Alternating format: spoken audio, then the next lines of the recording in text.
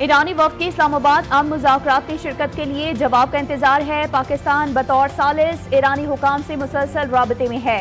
وفاقی وزیر اطلاعات عطا اللہ طارڑ نے ایکس پر اپنے پیغام میں کہا ہے کہ ایرانی حکام کی جانب سے باضابطہ جواب تاحال موصول نہیں ہوا۔ جنگ بندی کل صبح 4:50 پر ختم ہو جائے گی۔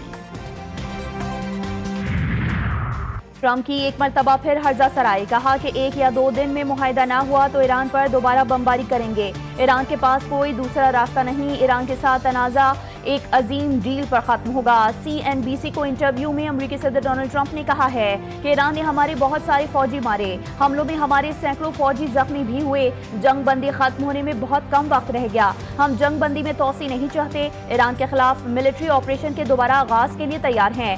سربراہ خاتم الانبیاء ہیڈ کوارٹرز نے خبردار کیا ہے کہ مخالفین کی کسی بھی جارحانہ کارروائی کا فیصلہ کن جواب دینے کے لیے تیار ہے۔ جنرل عبداللہی نے کہا ہے کہ ابنائے ہرمز پر ایران کا کنٹرول مضبوط ہے، ٹرمپ کو زمینی صورتحال کے بارے میں غلط بیانیاں بنانے کی اجازت نہیں دیں گے۔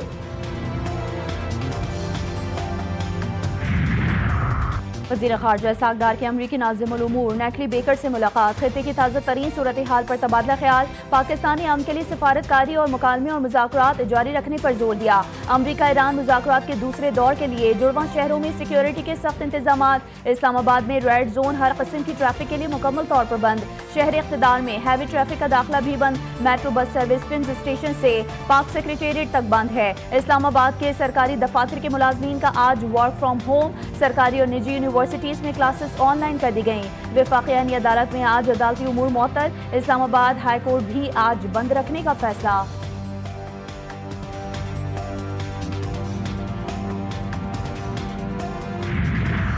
اور امریکہ ایران جنگ بندی، دنیا بھر کی نظریں اسلام آباد پر، پاکستان کی جنگ بندی میں توسیع کے لیے سفارتی کوششیں، امریکی نائب صدر کی کچھ دیر بعد پاکستان روانگی متوقع، وفد میں اسٹیو وٹکوف اور جیریڈ کشنر بھی شامل ہیں۔ ترجمان ایرانی وزارت خارجہ اسماعیل بقائی کے مطابق تاحال کسی بھی وفد کو اسلام آباد بھیجنے کا کوئی فیصلہ نہیں ہوا ہے۔ ایران مذاکرات کا خواہش مند ہے لیکن وقت کا ضیاع نہیں چاہتا۔ ایرانی پارلیمنٹ کے اسپیکر باقر غالیباف نے کہا ہے کہ ہمیں دھمکیوں کے ساتھ مذاکرات قبول نہیں۔ اپنے ایک بیان میں ان کا مزید کہنا تھا کہ ٹرمپ مذاکرات کی میز کو ہتھیار ڈالنے کی میز میں تبدیل کرنے کی کوشش کر رہے ہیں۔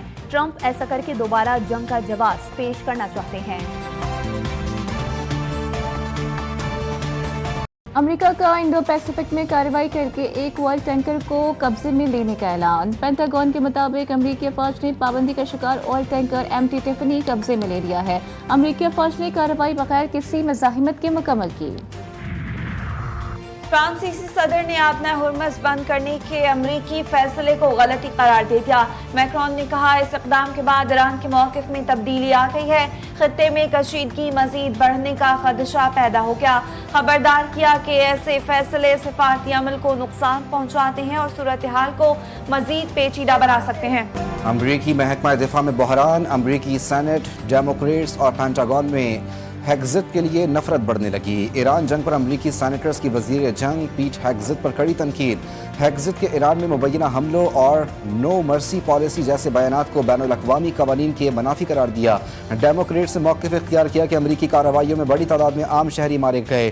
دوسری جانب پینٹاگون میں آرمی سیکرٹری ڈین ڈریسکول کے ساتھ اختلافات بھی کھل کر سامنے آ گئے۔ ایمنسٹی انٹرنیشنل نے ٹرمپ، نیتنیاہو اور پیوٹن کو انسانی حقوق کا شکاری قرار دے دیا۔ عالمی انسانی حقوق کی صورتحال پر جاری سالانہ رپورٹ میں کہا گیا کہ ایک ایسا عالمی ماحول جہاں وحشیانہ رویے پمپ سکیں طویل عرصے سے تشکیل پا رہا تھا۔ رپورٹ کے مطابق 2025 میں بین الاقوامی نظام سے واضح انحراف دیکھنے میں آیا۔ نظام کو حالیہ برسوں میں شدید دھچکا لگا ہے جس سے عالمی سطح پر انسانی حقوق کی صورتحال مزید خراب ہو گئی ہے۔